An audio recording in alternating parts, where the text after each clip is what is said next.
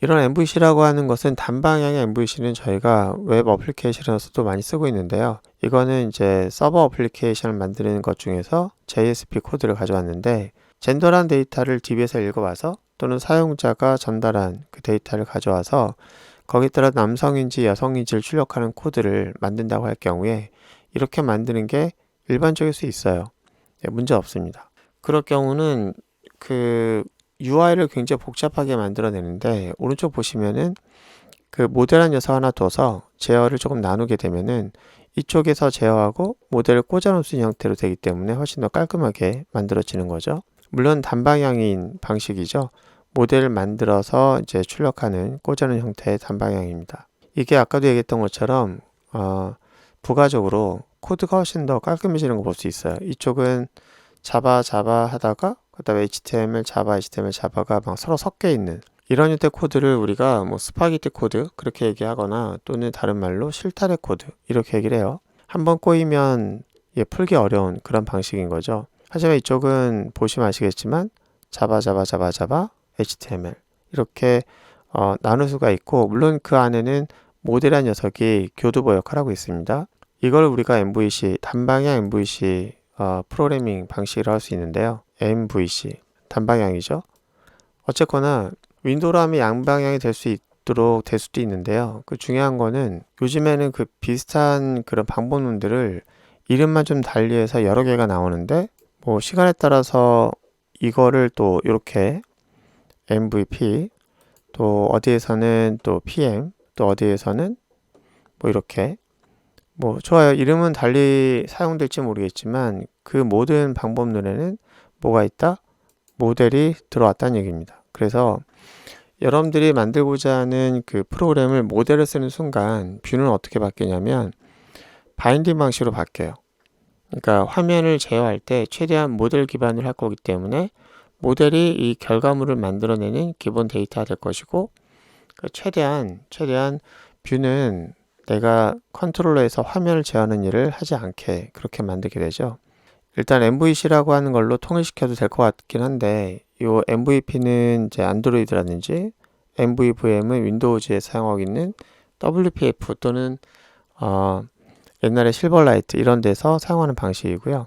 근데 이름을 또 바꿨더라고요. 요즘에는 뭐 괜찮아요. 어떤 이름 쓰든 간에 이 역할이 비슷해요. 비슷한데 이제 여기서는 그 뷰에서 요청을 수반하는 녀석을 따로 떼서 본 거고 여기는 뷰와 요청 수반하는 기능을 같이 모았다고 보는 거고 어쨌든 뭐 제가 보기에는 똑같아 보입니다.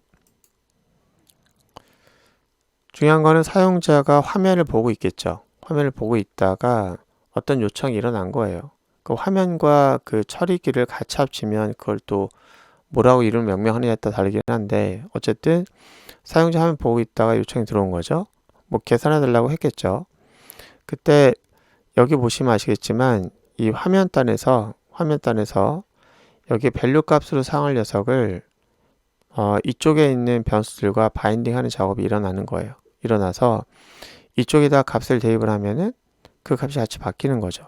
다만 이 녀석을 여기에 바인딩 하면은 이 값이 여기에 보이는 거고 이 변수 값을 여기다 바인딩 하면은 여기 있는 값이 3이 되는 거예요. 뭐 그런 식으로 되는 거죠. 그래서 우리가 요 화면단에 출력할 데이터를 만들고 있는 요 녀석을 컨트롤러라고 정의한다면 그거를 이제 모듈로서 얘기해 주는 거예요. 내가 이걸 담당하고 있는 애가 얘가 될 것이다 라고 하는 것을 연결만 시켜주면은 이쪽에서의 결과가 여기에 바로 반영되는 그런 방식이고요. 흐름을 보면은 이제 사용자 요청이 들어왔을 때 모델을 만들죠. 이게 모델이니까 모델을 바꿔요. 그러면 화면이 바뀌어요. 그러면 얘가 바뀐다는 얘기죠. 얘가 일을 하고 모델을 바꾸고 얘가 모델을 갖고 있는 녀석이니까 바뀌는 이 방향. 이걸 one way라고 하고요. 만약에 여기 계산기에서 사용자가 값을 바꿨어요. 값을 바뀌면 얘가 바뀌는 거고 얘가 바뀌면 모델이 바뀌는 거기 때문에 이렇게 모델이 바뀌면 같이 그 계산 결과도 바뀌는 그 우리가 이쪽 방향이죠. 화면에서 모델을 바꾸고 모델이 다시 화면을 바꾸는 이게 투웨이예요. 그러니까 우리는 이제 앵귤러 JS 같은 경우에는 원웨이를 지원하고요. 또 사용자가 입력한 내용이 바뀌면 모델을 바꿔서 바뀐 내용이 다시 적용되는 투웨이도 지원합니다. 그래서 원웨이, 투웨이를 지원하는 게 앵귤러.js, 또 앵귤러 또는 뷰.js 이런 것들은 투웨이를 다 지원하고요. 리액트 같은 경우에는 투웨이를 지원하지 않아요.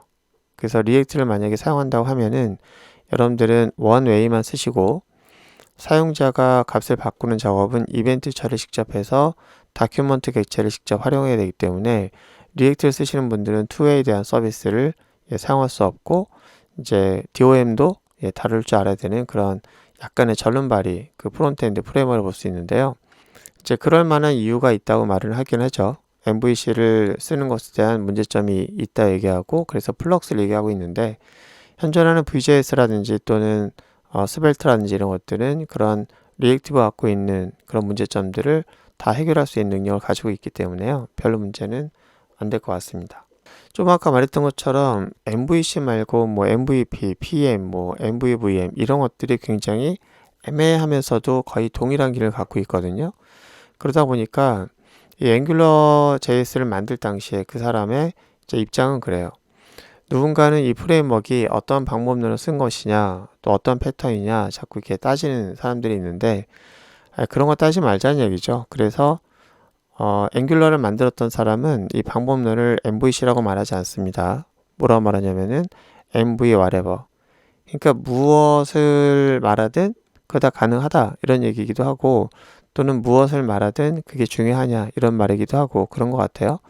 어쨌든 Vue.js를 얘기하면서 앵귤러.js를 말한 이유는 Vue.js가 앵귤러.js를 많이 가져왔기 때문에 동일한 그런 능력을 가지고 있기 때문에 앵귤러.js에 대한 얘기를 안 할 수가 없어서 간단하게 저희 시작점에 해당되는 앵귤러.js 특징을 가지고 Vue.js 특징을 얘기해 봤습니다.